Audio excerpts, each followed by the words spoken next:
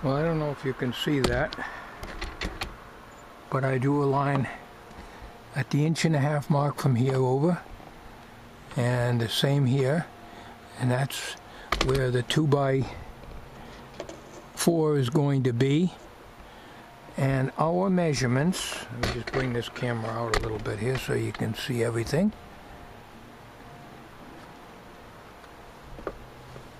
We're making it a hair bigger. It comes out, actually it came out to be 16.5. I wanted 16.25, but there's irregularities here. Up here it's about 16 and 1, 2, 3, 5/8. That's okay. So we cut that. Like I say, I'm going to have to cut into the wood. And it's only 1.5 inches. There'll be trim going over this, plywood trim. You won't see that cut out in the plywood. So I just got to cut with the reciprocating saw here and here to drop this centerpiece out of here. So we'll do that.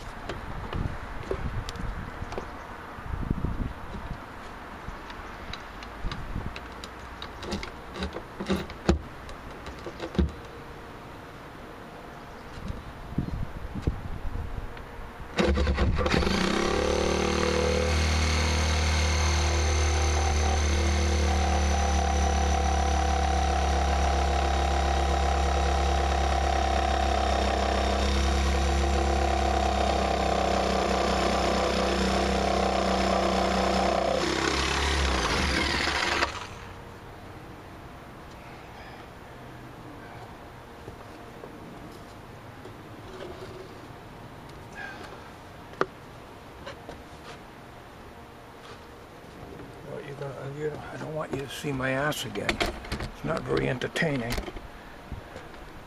Put you over here. The humanoid must not escape.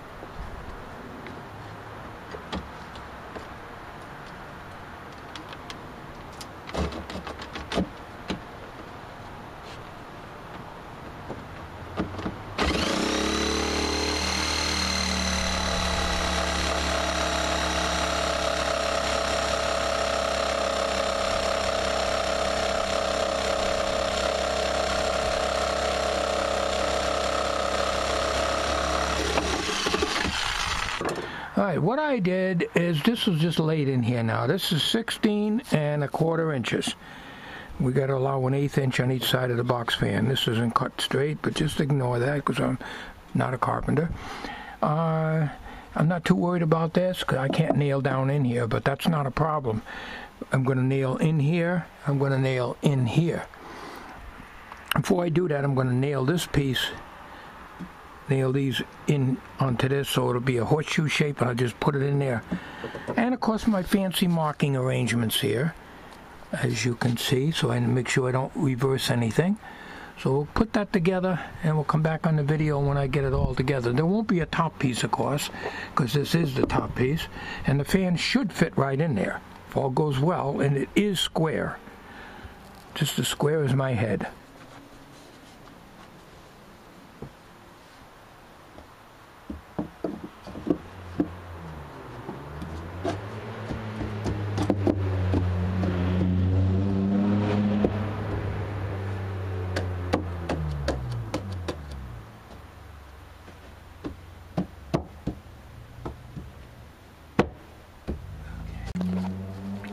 Okay, well, I've just got a nail in here, and that should be strong enough. I mean, it's only going to hold the fan, because I got to bring this in yet, you know. Fan will sit in here. What I'm going to do is, before I nail this, I want to make damn sure that this fan's going to fit in there. It should. I should have a good, almost a 1/4 inch all the way around, and I can shim it up if I need to. So we're going to try the fan in there now. Just, even though it's sitting over there and separated here, we'll try to get it just to hold the thing up there and see how it fits. Okay, the fan is backwards, of course. I don't care about that. I just want to make sure it's going to fit into that opening.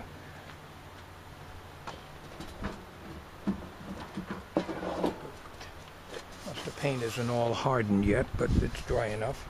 I gotta get the table saw and cut trim for this to cover up all this. So I got the fan screwed in. I drilled a hole in the metal here and here, and screwed them in on the sides over here.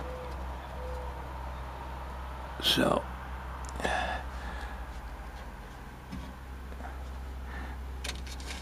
I don't want to eliminate this, but I want to keep it on high speed. I had to take it off the top, of course, because I haven't got room for it here, and we'll put the back on it after I get this taken care of, and I'll do this at another time. And she's not going anywhere. She's good and solid. My intention here is I'm going to put hardware cloth over the top of this. Over the top of this grill, and then I'm going to take and put the trim around it. You're hearing this noise in the background. I got the fan going, and I got the hardware cloth, the 1/4-inch wire mesh, over the front of it now, and I'm ready to put the wooden trim on it. Okay, I've got hardware cloth, and I put duct tape on the edges so it won't be sharp, and then I just nailed it in with roofing nails. I also painted the grill black and the hardware cloth black, so it's not so noticeable. Okay, we pulled the plug now. We just had it temporarily plugged in here. Oh, it's all rigid. It's got a screw on each side and one on the top, so it's not going to move anywhere. And I got to put something here because I banged my damn head reaching in there. Never fails. But if I bought an attic fan, it would still be sticking out a little bit anyways. So this works very well, and I can feel the air coming through here even with the door open, and I can feel the breeze coming through here when this thing's running, so it's going to be pulling a lot of air. So you guys want to build a generator shed or an enclosure, use a 20-inch box fan. This happened to be a 16-inch. You build a thing big enough, use a 20-inch box fan. Cost you what, 20 bucks or so? Sure save yourself a lot of money. And what I'm going to do here, this is where I cut for the cut out the 2x4, of course. So I'm going to put a molding from here, because it won't interfere with the output of the fan. I put it from here over to here. So I'll just cut some strips of plywood, 1/2-inch plywood, and make a molding going around. I'll have a smaller molding here and blend in with this one.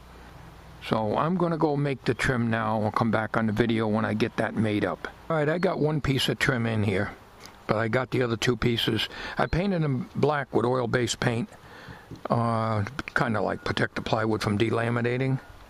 I also put a pool noodle in here with some contact cement, and I got to put another one here. Alright, I'll just turn these over and I'll paint these. This is just like to protect the wood to some extent, and I'll paint it with that redwood watercolor stuff there, that bare stuff that does not protect, but it looks good. I could leave the thing black, but I'd prefer not to. Just the grill in the center. The trim will be redwood to match the rest of the building. Alright, I got the trim in. So now we're going to put the pool noodle in on this side. Got this pool noodle in. Yeah, pool noodle. And I got this one going here. So the contact cement, I think, is ready. Mounted now because it's been sitting for about 15 minutes or so. So I'm going to put that in. And that way I should not have to have a problem with this banging my head into it. Because when you bend over to get something on the generator or something, it'll definitely hit up against here, so there's no question about it. If something can stick out, it will catch my head every single time. Alright, I got one coat of paint on it. You can still see it doesn't cover that good because it's black underneath, and the black paint is, of course, aerosol enamel. but that's because I want to protect the plywood. So I'm going to put a couple more coats on this. I don't like this paint at all. But you know, another thing too about this redwood, this particular type, is it's flat. So you know, you just touch it and you get scuffs on it, and it looks like hell. Probably should get a semi-gloss, but I don't know if they make that in redwood without having it mixed up. Over here, I got the pool noodle in. Now, the contact cement held really good, but I figured I'd just make sure on this corner here by putting some masking tape in here, so that'll be good and strong. So that way, when I go to work in here, I'm not going to be wrapping my head, at least wise, not in the fan anyways. You don't want to use these for exhaust because it's too restrictive. Bringing air in is fine, but when you want to exit, you want to have these fins come straight out. So my next best choice is to do like I said I was going to do. And I put a second coat on, and I added this piece here, and there's only one coat on it right now, at a 30-degree angle here. And what I was originally going to do is to mount a little board here, but they would have to be plywood, and I got to worry about it delaminating. So I'm not going to do that. I think what I'm going to do, instead of putting hinges on a cover, I think I'm going to just have 2 turnbuckles, little ones, and a piece of plywood to go in here, and it can be removed. Down here, this is black paint here. I'm going to paint this with oil base, Chinese red. It's brighter red, but I don't have any oil base black paint other than the spray, and I'm not going to spray it now. I need to protect this wood from delaminating. Otherwise, if this delaminates, it's going to look like hell. It's going to all separate. I could have used furring strip, but I would have needed a piece 3 foot. Yeah, 3 foot. 3 inches wide. And furring strip is only 2.5 inches wide. So I think that will do. That protects the top. I got phenol seal underneath this, and I screwed it from the back. I lined it up, pre-drilled in the plywood, and screwed it in the back.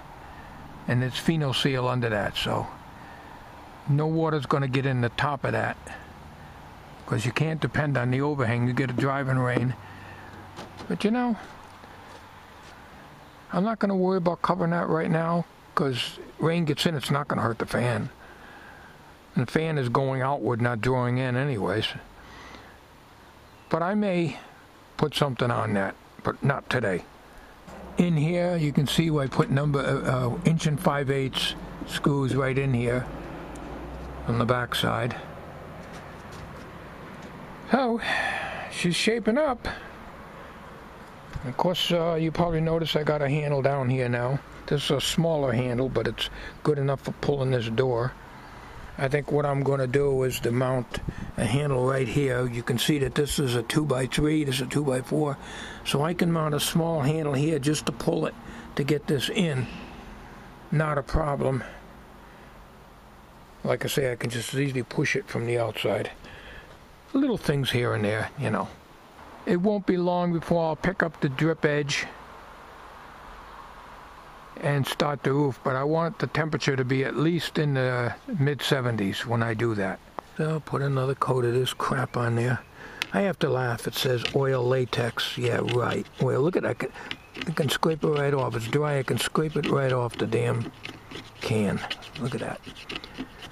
That's no more oil latex than my backside. He's got the life of Riley, I'll tell you. You got the life of Riley, Sammy.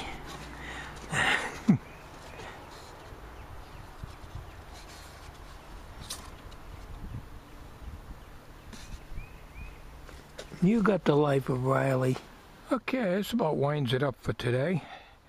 I got a couple of coats on here now. You could stand 1 or 2 more, I think.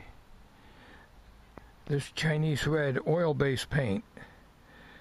I've used it before, and I figured I'd just do the sides and the bottom. So water settles in there. Hopefully it won't delaminate. Well, I think we're going to close shop for today. Thanks for watching.